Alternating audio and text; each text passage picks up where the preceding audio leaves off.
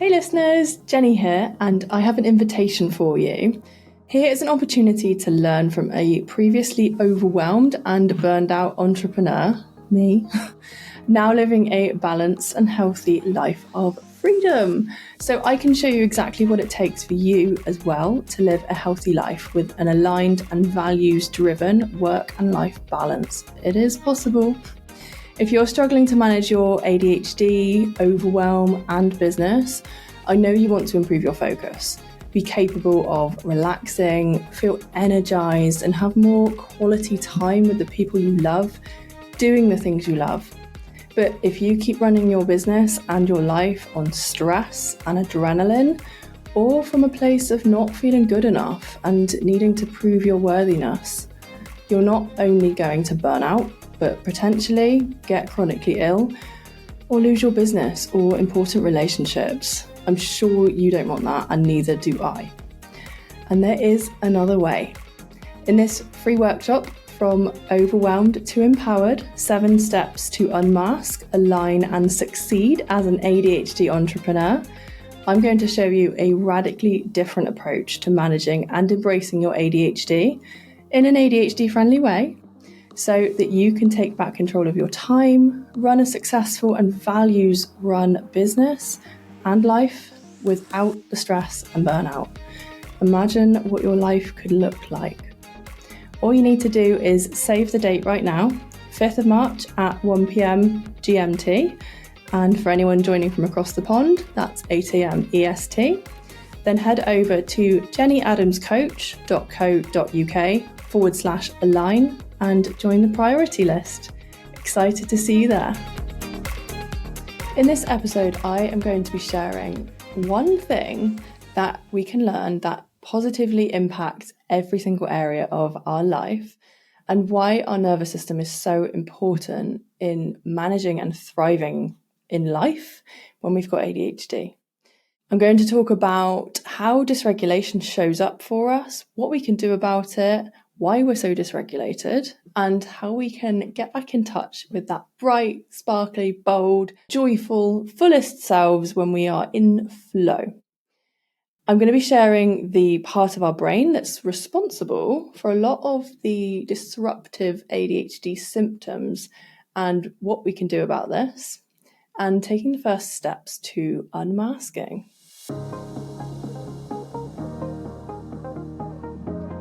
Thank you for tuning in to the Calm Your Nervous System podcast, where you will learn to regulate your nervous system, not just calm it.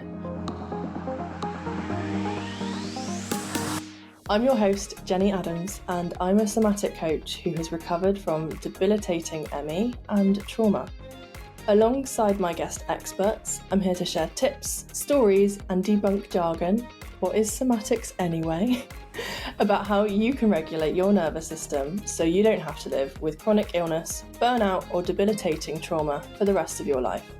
A joyful life is possible.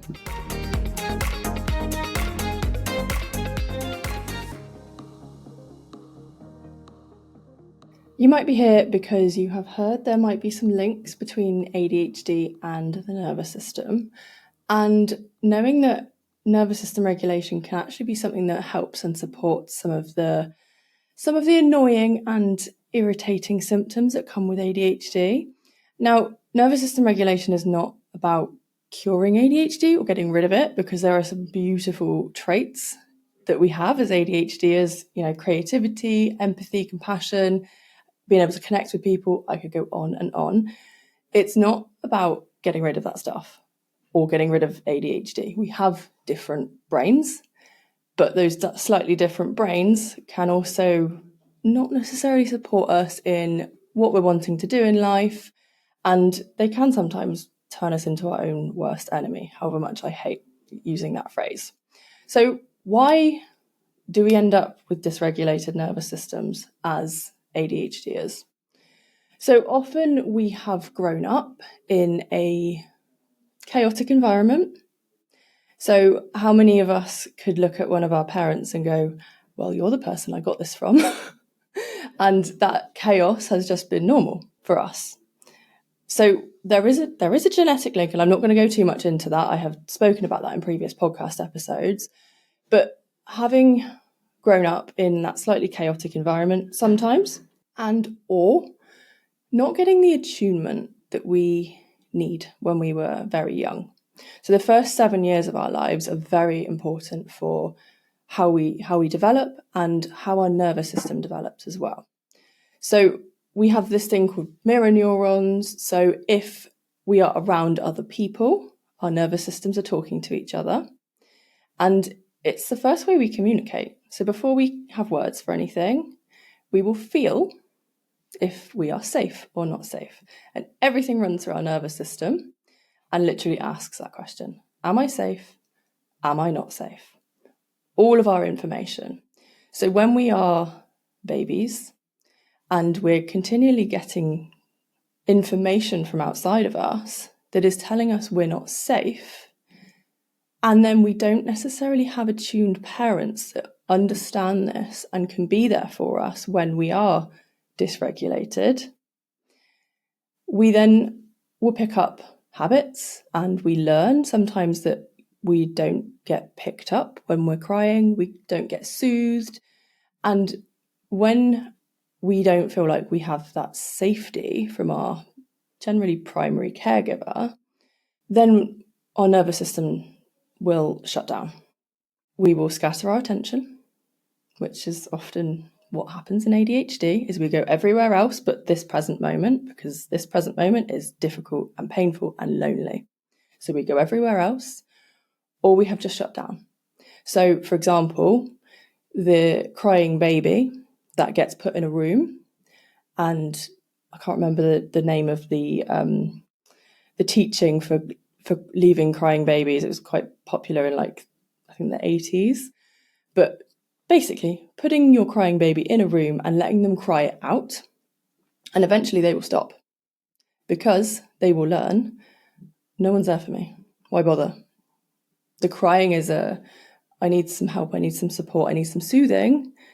And if they never get that, they will just stop doing it. So this is where, some messages, and I think this was quite a famous psychologist or doctor, family doctor potentially, can't remember the name, anyway, that came up with this technique. But if you go and find those people now, I can bet you they have got some issues.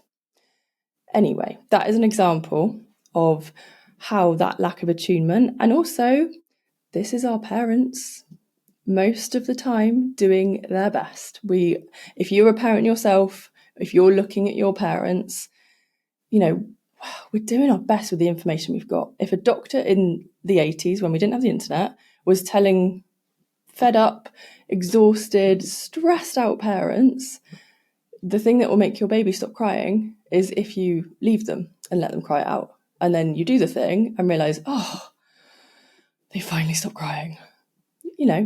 It's given us the means to the end, the result. Is it always helpful? Not necessarily. So that's an example of something that could have happened early in childhood that has left an impact in our nervous system. And this is where we have this somatic imprint of experiences, because you might not remember, you probably won't remember being left in a room to cry, but your body remembers that. Your nervous system has wired with that memory in mind. So this can be why a lot of us ADHDers have dysregulated nervous systems, and what we can do about it. And if you want a full breakdown of what the nervous system is, what polyvagal theory is specifically, because everything I do runs through polyvagal theory, which is Stephen Porges' theory that he came up with 20, 30 odd years ago, go to episode 3, because the whole explanation is in there. And I talk about polyvagal theory, nervous system dysregulation, burnout, chronic illness, ADHD, how all of this is linked.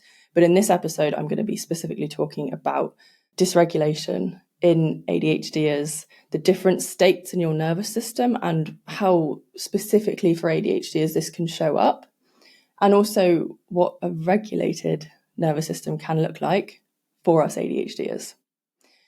So, a very brief overview. Our nervous system is the piece within us that every piece of information runs through.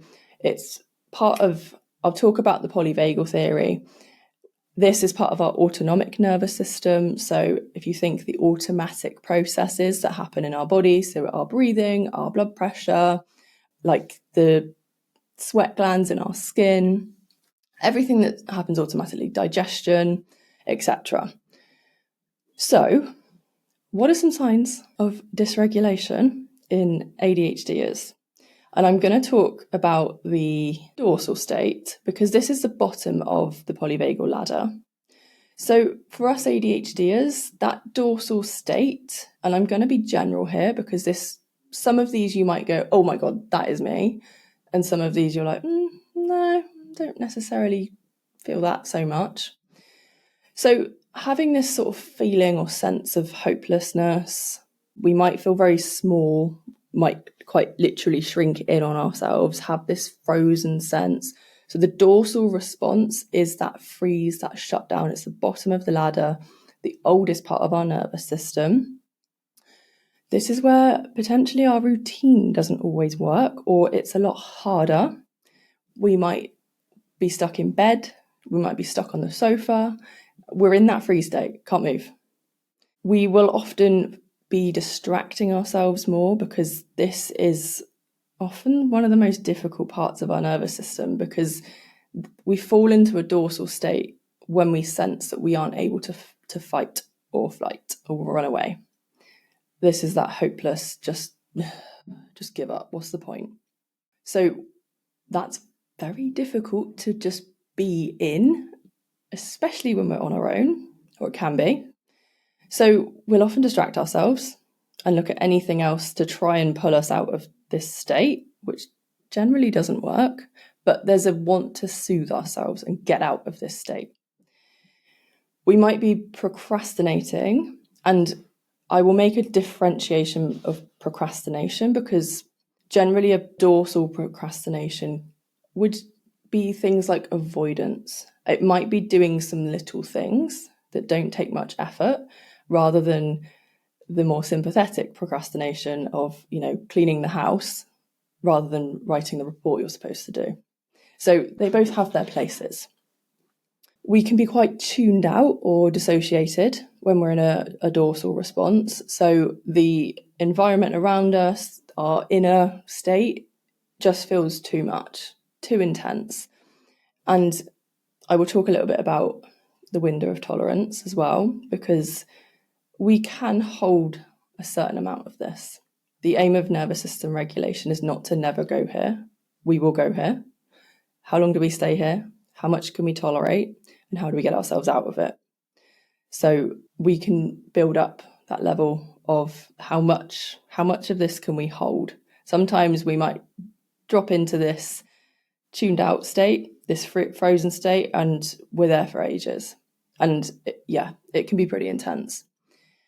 When we're in a dorsal response, and I find this particularly hard for myself, we believe this is our reality and our thoughts are not very nice.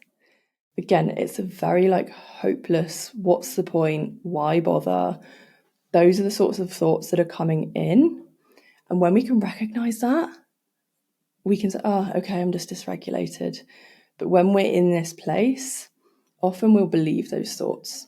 And that can be really, really difficult when our brain is not being very nice to us. When we're here, a lot of action can feel too big.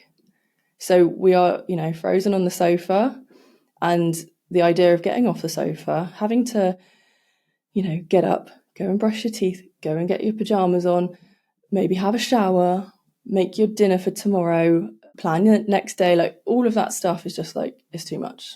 I can't.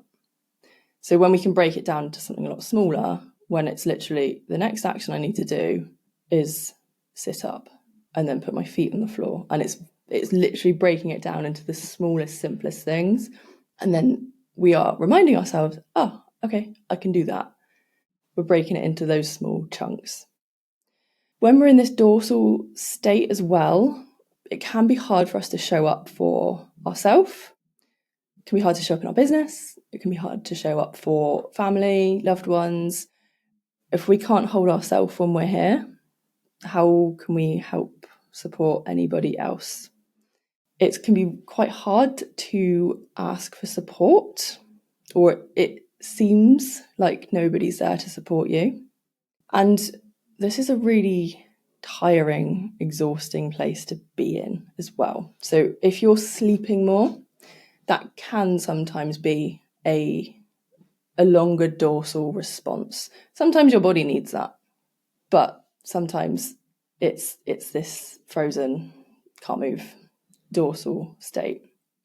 This can also be a place where we mask a lot as well, where if we're, again, depending on the kind of severity of how dorsal we feel, we can exist in this dorsal state, and it can look like a bit of a fawn response. It can be, overcompensating, pretending that we're okay, but really inside we are just totally checked out, and we're trying to put that face on, that mask on to the world to be accepted, rather than opening up and being like, actually, I'm sitting in a meeting with all these people and I feel like they hate me, and why should I even bother? I'm not even going to open my mouth because people are going to judge me and blah, blah, blah, blah, blah. So what we might do is we'll either stay quiet or we'll overcompensate in some way. So yeah, that masking is one of the dorsal symptoms, I guess you could say.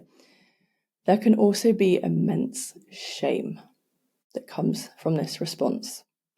And this is why it can be really helpful to actually distinguish, this is a system in my body doing something, rather than, again, believing those thoughts that you are just a horrible person and no one likes you and what's the point and everything's a failure, blah, blah, blah. When we are not aware that, oh, okay, I'm dysregulated, this state can feel immensely shameful. And this can also be why it's a lot harder to reach out to people, because explaining some of this, especially to people that don't understand nervous system regulation, maybe they've not had any kind of therapy or coaching support themselves, it's not always received with the support you need. And if you don't have the communication, the words, the tools for yourself, we're just adding more shame onto something that feels like, hang on, I am a very well functioning person. I can do all these things. Why can't I have a shower? What the hell's going on? So if you're relating to any of this, I see you, I hear you, I know what this is like. A lot of what I've shared is I have been here and dip into this sometimes. The intensity of it is not always as big anymore, but I've definitely been here. So what can help to shift us up to a sympathetic response is anything that will help you become aware that you are a body. So noticing that you are feeling things, whether that's emotions or literally, I can feel the chair behind me. I can feel my feet on the floor. I'm aware that I have a jumper on and it's covering my skin. Anything that is going to help kind of defrost you into that being state, and then just starting to bring some gentle movement in. And that doesn't necessarily need to be like an hour yoga class. This can just be standing up, shifting, rocking, anything that gets you out of that frozen, immobilized state. So moving up then to a sympathetic response and what this looks like for us ADHDers. And this might be a controversial one, so leave me a comment with your thoughts on this one. Hyperfocus. Hyperfocus can be a symptom of a sympathetic nervous system response. So the sympathetic nervous system is that mobilized, action-taking, I need to do something, also known as the fight or flight response. So when a threat comes to us, we can either fight it, act on it, do something about it, or we run away. So this is this energized place where we've got this energy running through our body and we need to do something with it. Hyperfocus can be one of the things we do with it, is we channel that physical energy into our mind, and we have also potentially got the belief that if I don't do this now, I'm going to forget, it's going to disappear.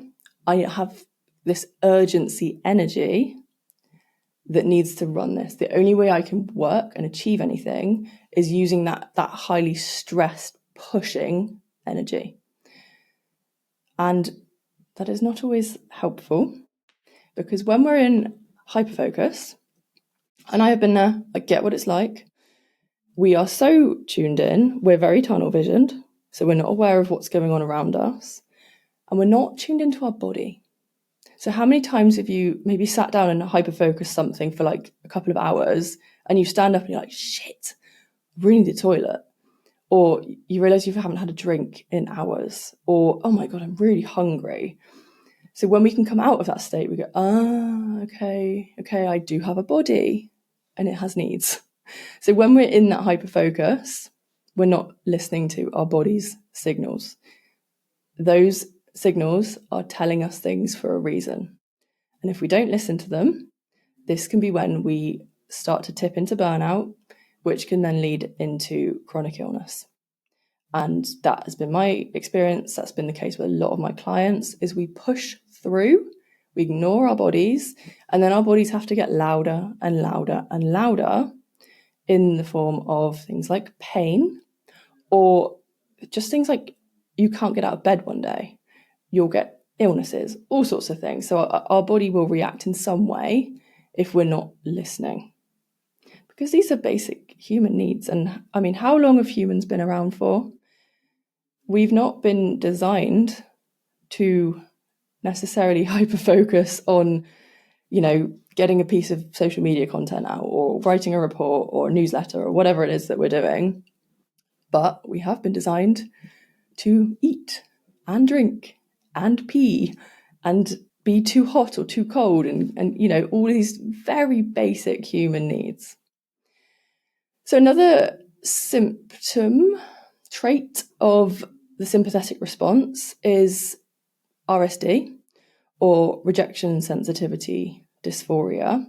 So again, feeling that sense, well, this could be a sympathetic/dorsal response, depending on what happens to us.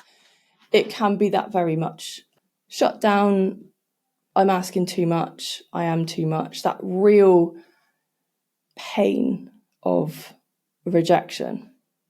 And there can be some mindset stuff that is possible around RSD and reprogramming what's going on. But when we are in that sympathetic response and we are seeing everything through the lens of this is a threat and I am not safe. Remember, sympathetic is fight or flight. There's something in front of us that we need to fight or run away from. And someone has come to us and maybe they've said, oh, can I have a chat with you in my office? And we've just gone into like, fuck, what have I done wrong? And we have that immediate response because we perceive that as a threat. So when we're stuck in this sympathetic state, it's a lot easier to get triggered into that RSD. Whereas when we are more regulated, we might see that and go, okay, well, maybe my manager wants to praise me for something. Or we don't just go into like the worst case scenario. And that worst case scenario is a protective mechanism because that has potentially served us and helped us in some way in our life at some point. So everything we do, all these responses, they've not come from nowhere. They generally have come from a place of protecting us, keeping us safe, either moving us towards pleasure or away from pain. Pretty much everything we do does one of those two things. In this sympathetic response, as I've said, this is this mobilizing state.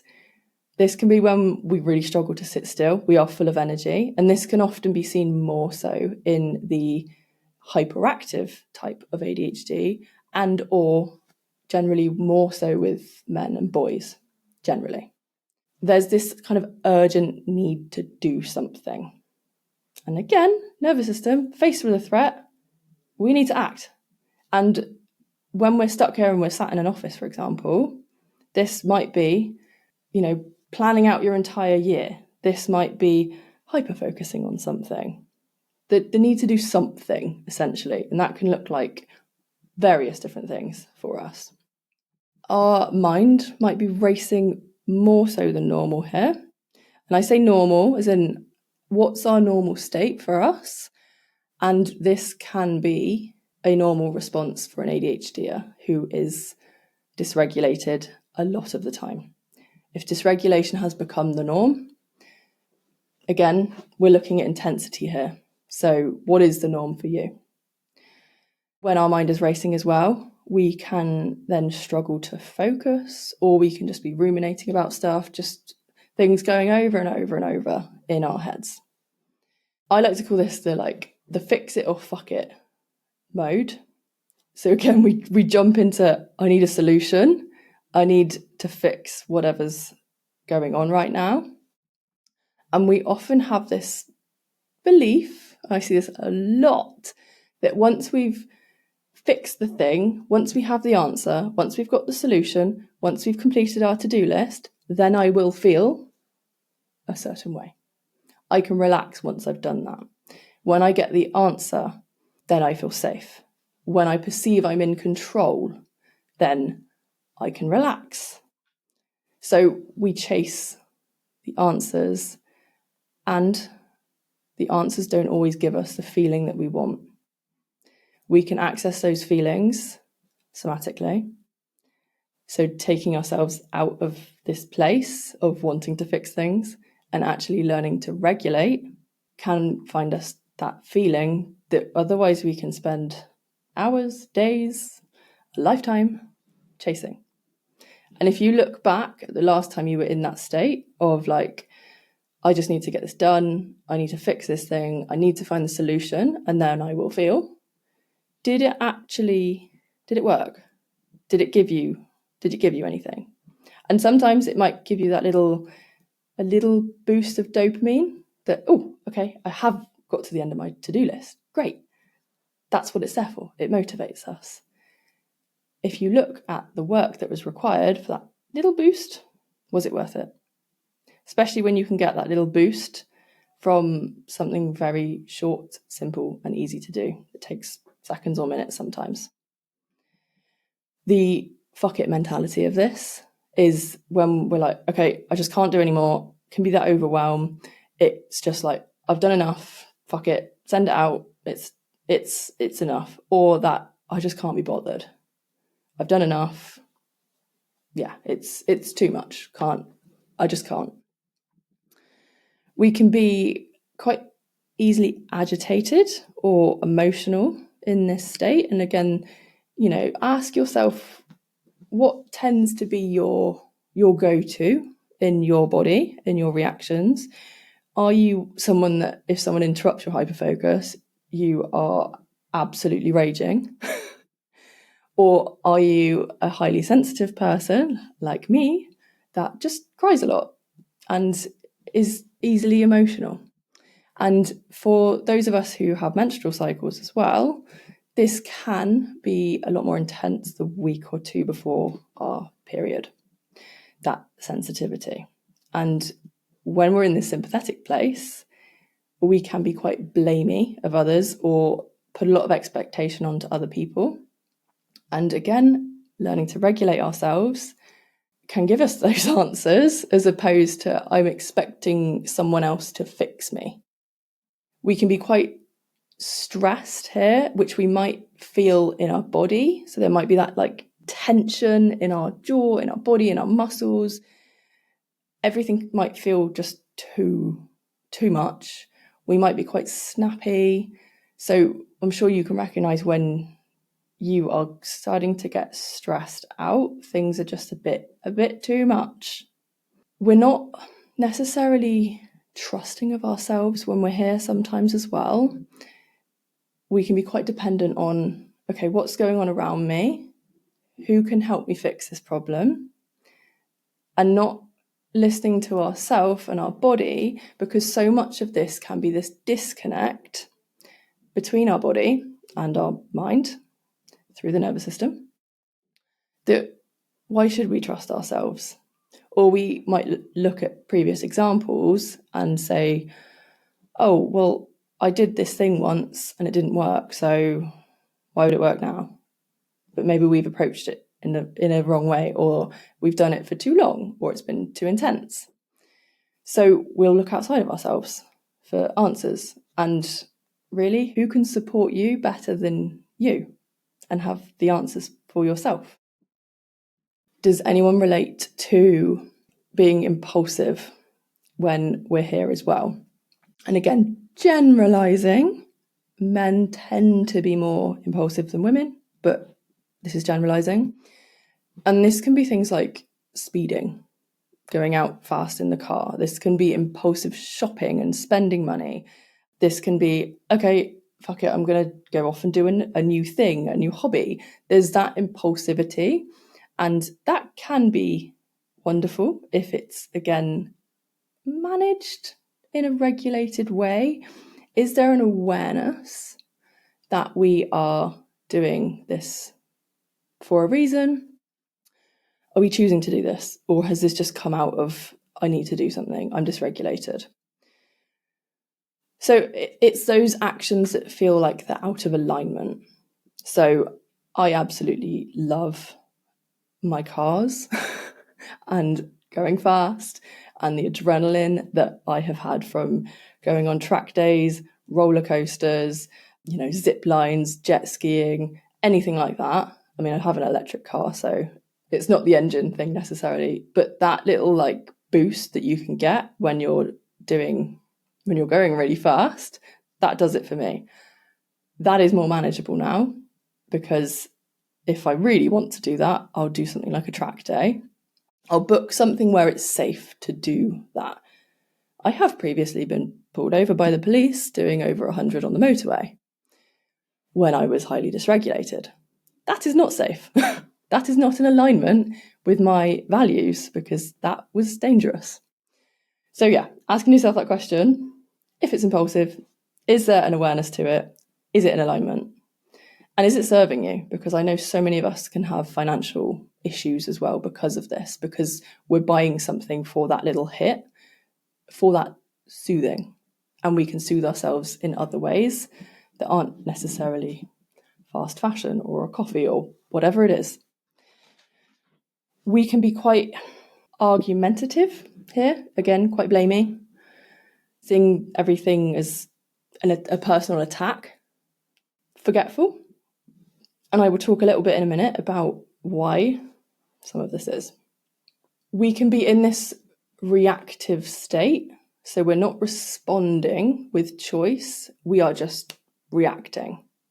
There's a threat, I need to react. And if we take a step back and we regulate, we might look at that behaviour or whatever it is that's come in. It might be an email, for example, and we are immediately on it. But it's not necessarily coming from that aligned place of, well, actually, could this wait? Does this need to be done right now? Am I really pissed off and I've just hammered out a response and sent it off and then gone, shit, I shouldn't have sent that. So again, be in that reactive place. We can also feel like we need to prove ourselves when we're in this sympathetic fight-flight place.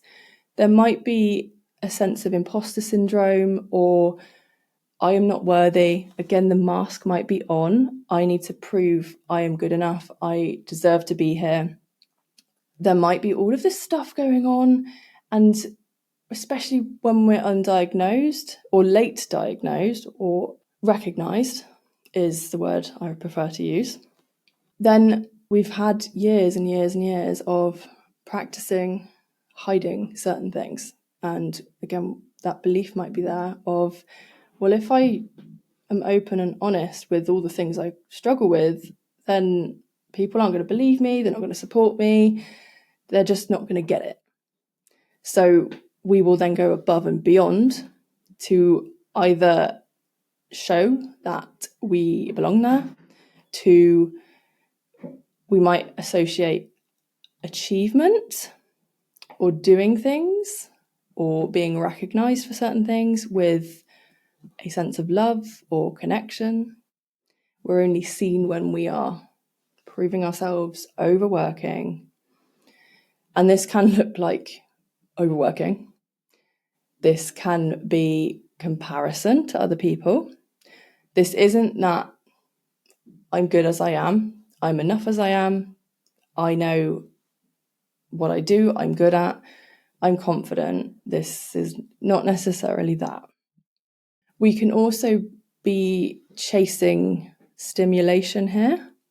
And this again is linked to what's going on with dopamine. And we do generally have lower dopamine receptors if we have ADHD. That is not the only thing ADHD is, like my psychiatrist told me. There are other nuances to it. But we can be in that place chasing those little dopamine hits because what they're giving us is some kind of soothing.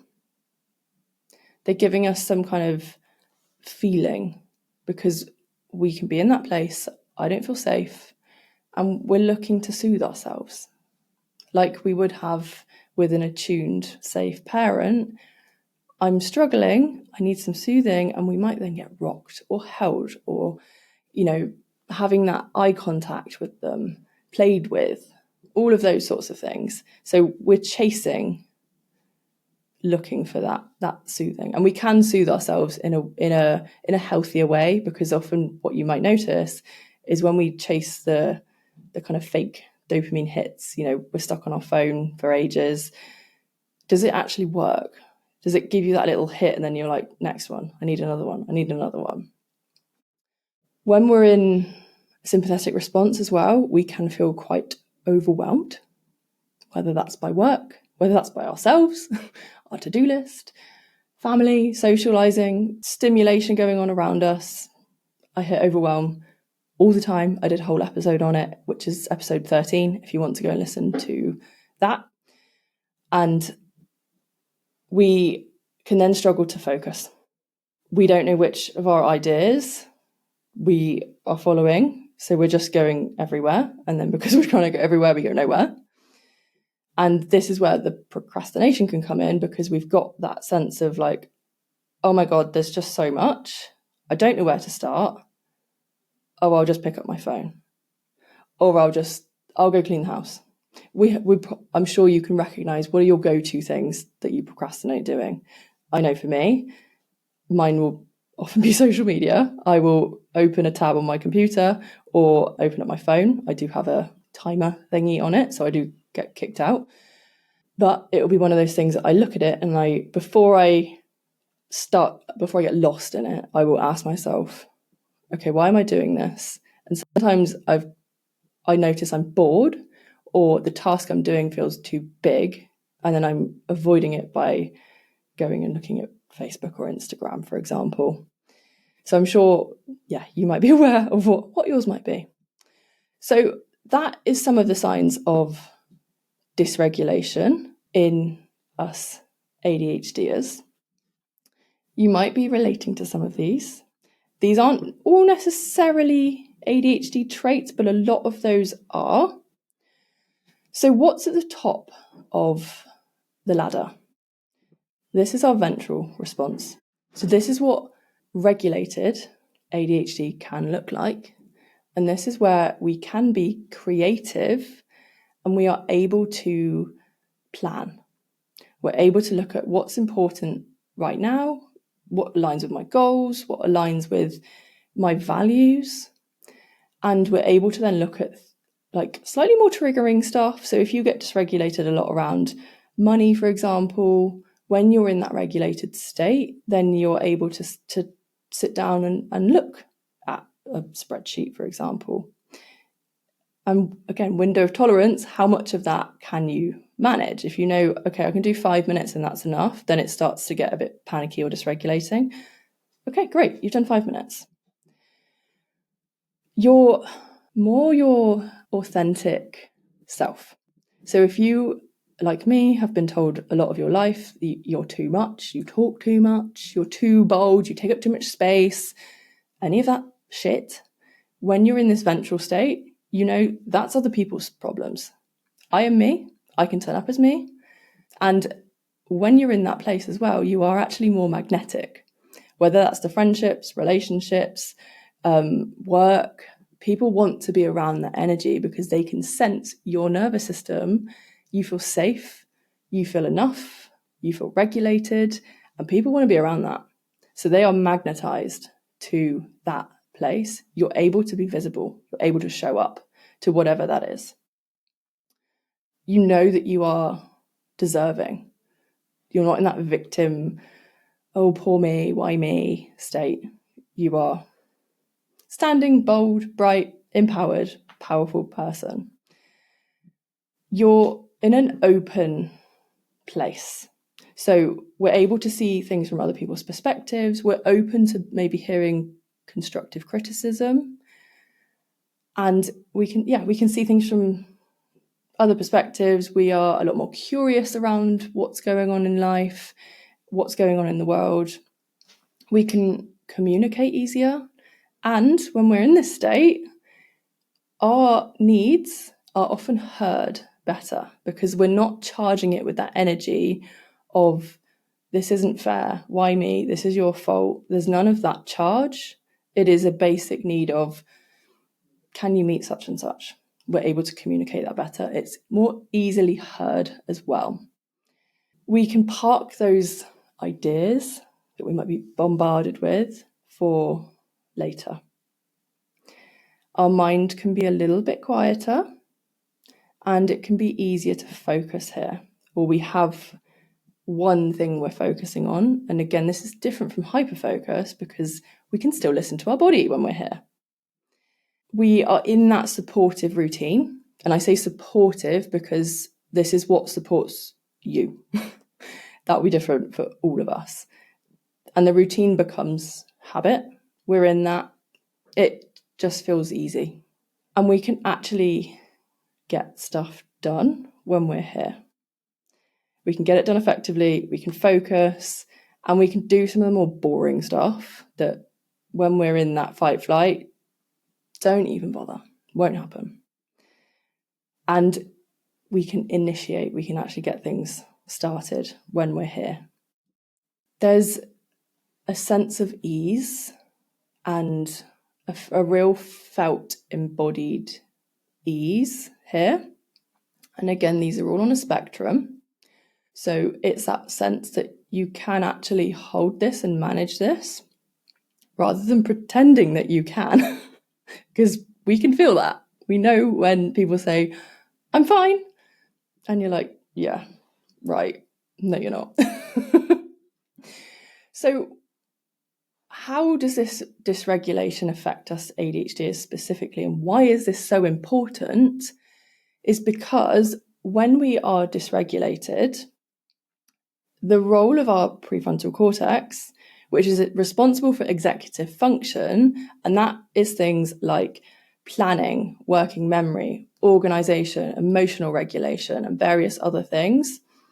If you look at what executive function is, and I've covered this in previous episodes, nearly all of that is the symptoms of ADHD. So when we are dysregulated, that part of our brain switches off. All of the energy is going into our limbic system, our survival system, which is the back of the brain, not the front of the brain. And we're just going, I need to survive. There's a threat, I need to survive. Because if you think about it, if there's a tiger chasing you, you are not planning what you're having for dinner for the next week, are you? You're going, get the fuck away from this lion or tiger.